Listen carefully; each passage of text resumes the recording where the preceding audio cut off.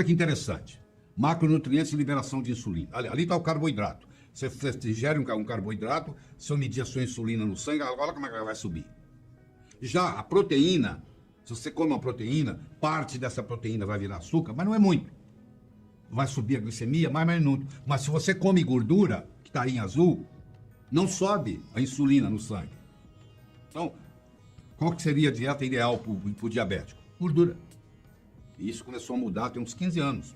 Hoje nós sabemos, tem publicações e mais publicações e mais publicações que nós vamos ter a oportunidade de discutir rapidamente aqui. Tá claro isso aí para você? Muito bem. Então, existem algumas mentiras diabéticas. A primeira delas é: diabetes é uma doença crônica progressiva. Não necessariamente. Ela pode ter uma reversão. Reduzir a glicemia é a meta do tratamento. Não é. É reduzir a insulina. O problema é insulínico, não é glicêmico. Glicemia é como se fosse a febre, uma gripe. Você tratando a febre, você não está melhorando ou piorando a gripe. Você está tratando um sintoma. Você tratar a glicemia é como se fosse uma febre. Você está tratando um sintoma. Você teria que tratar a causa. Então, quais são as verdades diabéticas? Primeiro, diabetes é uma doença nutricional curável. Um remédio? Não. Se ela é uma doença nutricional, ela vai ser curada com nutrição. Ela não irá ser curada com remédio. Não tem remédio que cure diabetes.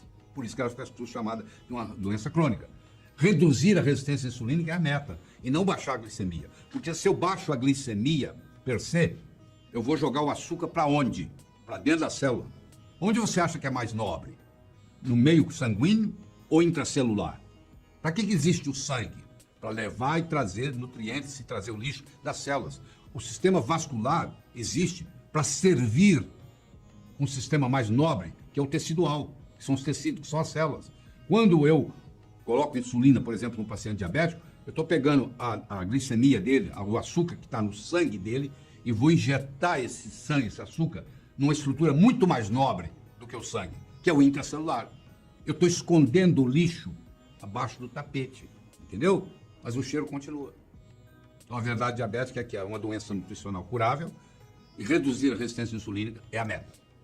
Bom, nós falamos sobre proteínas, nós falamos sobre açúcar, agora nós vamos falar sobre gordura, que são os ácidos graxos. O lobo mau sempre será mau se ouvirmos apenas a versão da Chapeuzinho Vermelho. Depende para quem você pergunta.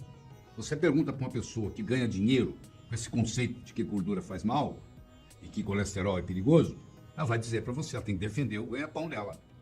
Mas hoje, os cientistas sabem que, primeiro, que o colesterol é mocinho, não é bandido. E que, segundo, gordura é muito importante. Tá? Gordura no alimento não significa gordura no corpo. Só para você ter uma ideia. Gordura no alimento não significa gordura no corpo. O ácido graxo esteárico, que é esse aí, é uma gordura saturada que pode ser armazenada no tecido adiposo na forma de triglicérides.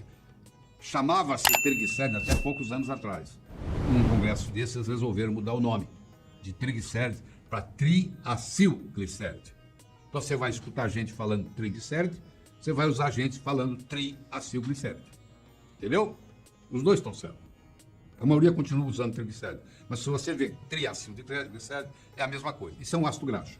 Esses ácidos graxos se juntam no grupo de 3 com a proteína, com a molécula glicerol e formam um triglicéride. Ácido graxo é um termo técnico para a molécula individual de gordura.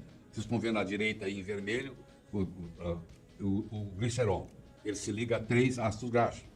Por isso que chama triacilglicéride ou triglicéride. Entendeu agora por quê? Muito bem. Então, olha, ali está o glicerol e aqui estão os ácidos graxos. Como são 3, nós vamos falar assim, um triglicéride. Triglicéride, que é um trio ligado a um glicéride, a um glicerol. Esse é o modo como os seres vivos armazenam gordura. No seu tecido adiposo, isso aí vai se acumulando e você vai engordando. Esse aqui é o oleico, que é o da azeite de oliva, que é o extraído da azeitona. Ele é um monoinsaturado. Ele tem 18 carbonos e ele é um ômega 9. Se você contar da esquerda para a direita, você vai ver que a insaturação está no 9º carbono, entre o 9 e o 10. Por isso que ele chama ômega 9. Esse aí foi feito para usar cru, de preferência, na salada. O máximo que você pode fazer é cozinhar com ele. Você não pode assar com ele, você não pode fritar com ele. Você não pode fritar um ovo com azeite. Porque esse oleico aí, ele é instável. Se eu colocar ele na temperatura da frigideira, ele vai virar laídico. Aqui está um ômega 3, olha lá. A primeira dupla ligação, olhando da esquerda para a direita, está no terceiro carbono, por isso que chama ômega 3. Ele é o óleo de peixe, é rico em EPA. Eicosa, em grego, quer dizer 20. Ele tem 20 carbonos. Eicosa, penta, significa, pentanóico, significa que tem 5, penta é 5, duplas ligações. Ele é um eicosapentanoico, ele é um EPA, ele é um poliinsaturado. E aquele oleico que você está vendo ali, se eu jogar ele na frigideira, ele vira laídico, ele vira trans, que é veneno. Do mesmo jeito que frutose é veneno, gordura trans é veneno. Então não cozinhe, de preferência nem cozinhe com oleico. Use oleico cru. Use ácido, ou quando você usar o azeite de oliva, você usa ele cru. O máximo que você pode fazer é cozinhar, mas não pode levar ao forno, nem pode levar à frigideira. Você entendeu por quê? Porque ele vai virar laídico. Ficou claro isso? Olha agora o que acontece com os ácidos graxos de cadeia curta, média. Olha lá, são em azuis. Ó, as fatty acid medium chain.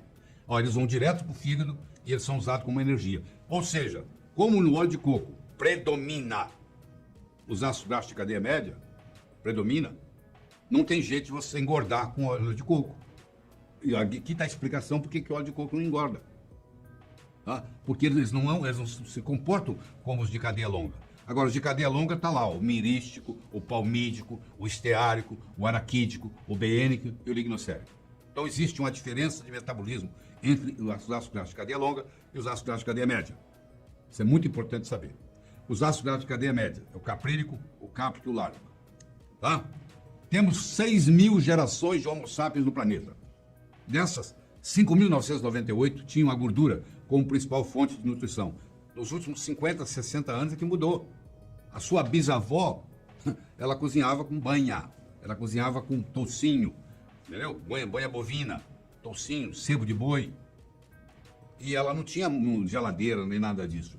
Ela tinha, a refeição dela era muito baseada em gordura, que não estraga. Tá? A gordura saturada não estraga. A sua avó punha na gordura saturada a carne, não tinha geladeira e conservava ali a gordura e a carne junto.